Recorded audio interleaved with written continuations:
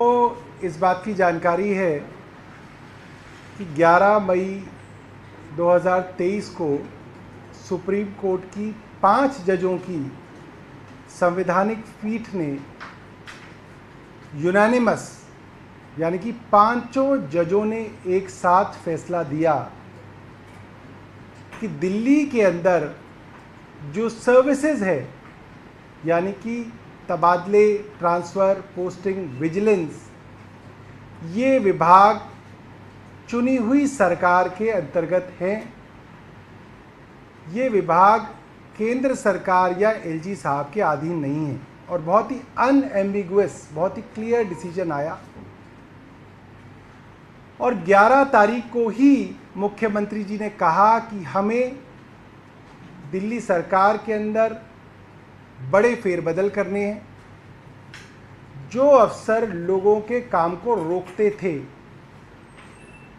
चाहे बुजुर्गों की पेंशन कई महीने तक रोकने की वाली बात हो, अस्पतालों के अंदर गरीब मरीजों को परेशान करने का मामला हो, मोहल्ला क्लिनिक्स के अंदर दवाइयाँ, टेस्ट और डॉक्टर्स के जो रेन्यूमरेशन को जानबूझ के रोकने का मामला हो, इस तरीके के अफसरों को जिन्होंने जनता को परेशान करने का काम किया, उन लोगों को ऐसे पदों से हटाकर अच्छे अफसरों को उन पदों पर लाया जाएगा। 11 तारीख को मुख्यमंत्री जी ने ये कहा। 11 तारीख को चुनी हुई सरकार की तरफ से ये आदेश दिया गया कि अफसरों को बदलने से पहले सबसे पहले आपको उस अफसर को बदलना है जिसका काम है अफसरों को बदलने के ऑर्डर देना, यानी कि सर्विसेज सेक्रेटरी को बदलना, ताकि चुनी हुई सरकार जल्द से जल्द अपने ऑर्डर्स को लागू करा सके। 11 तारीख को सर्विसेज सेक्रेटरी को कहा गया और 11 तारीख को वो बिना बताए गायब हो गए। कई दिनों तक गायब रहे, शो कॉज नोटिस दिया गया, फ़ोन ऑफ रखा, घर पे चिट्ठी भिजवाई गई, चिट्ठी नहीं ली, और फिर वो सर्विसेज सेक्रेटरी वापस आए और फिर भी कई दिनों तक डिले करने के बाद अंततः 17 तारीख को फाइल एलजी साहब के पास चली गई। अब 17 के बाद 18 आ गई और आज 19 है। 2 दिन हो गए एलजी साहब के पास वो फाइल रखी है, जबकि सुप्रीम कोर्ट ने ये साफ साफ कहा है कि एलजी साहब के पास अभी अधिकार नहीं है कि वो चुनी हुई सरकार को बताएं कि किस अफसर को कहां पे लगाना है। ये सरकार, चुनी हुई सरकार का काम है ये फैसला। मगर एलजी साहब और केंद्र सरकार सुप्रीम कोर्ट के फैसले को मानने के लिए तैयार नहीं है। ये सबके सामने है। ये भी सुनने में आ रहा है कि एलजी हाउस के सूत्र अफसरों को फोन करके धमका रहे हैं कि जल्द ही केंद्र सरकार ऑर्डिनेंस लेके आ रही है, तब तक सब काम रोके रखो। क्या ये बात सही है? हम एलजी हाउस से जानना चाहेंगे, क्या ये बात सही आ रही है? क्या केंद्र सरकार और एलजी हाउस ये षड्यंत्र कर रहे हैं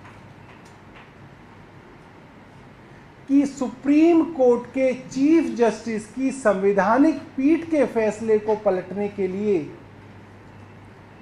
इस तरीके से ऑर्डिनेंस लाके दिल्ली की चुनी हुई सरकार को रोका जाए?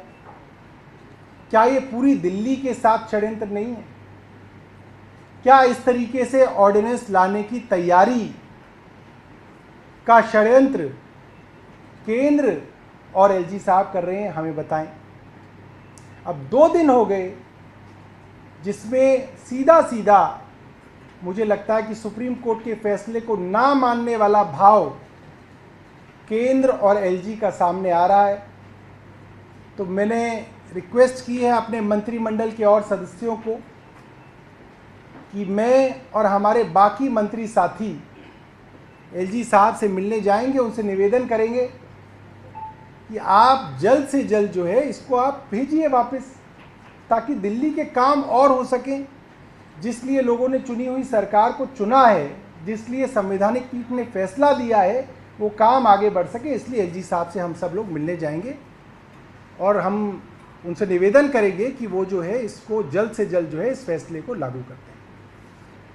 बहुत बहुत धन्यवाद। आशीष चंद्र मोरे ने एक लेटर लिखा है सेक्टर को और एसजी को भी कॉपी दी है, alleging that Saurabh Bhardwaj minister of health ने 16th of May इन्हीं सिंह भी थी वहाँ पर करीब 7 घंटे तक बिठा के रखा और इंटिमिडेटिंग टोन में बात करी। फिजिकल असॉल्ट तो नहीं हुआ बट हर तरह से हैरेस किया गया। देखिए, अगर वो फिजिकल असॉल्ट भी कह देते तो भी मैं क्या कर सकता था। वो ये भी कह सकते थे कि गन दिखाई, कहने को तो कुछ भी कहा जा सकता है। जो कंडक्ट एक अधिकारी का ऑन रिकॉर्ड है कि आपको मंत्री ने ऑर्डर दिया, आप 11 तारीख को बोल के गए मैं 3 बजे इस ऑर्डर का पालन करूंगा, आप गायब हो गए, तो ऑन रिकॉर्ड है। आपका फ़ोन स्विच ऑफ हो गया, ऑन रिकॉर्ड है।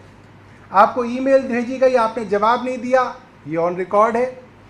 आपके यहाँ पत्र बाकायदा भिजवाया गया और आपकी पत्नी ने बाहर आके बोला कि आप अंदर नहीं है, जबकि आप अंदर थे। इनकी टेलीफोन की जो वो लोकेशन है उससे वो सामने आ जाएगा।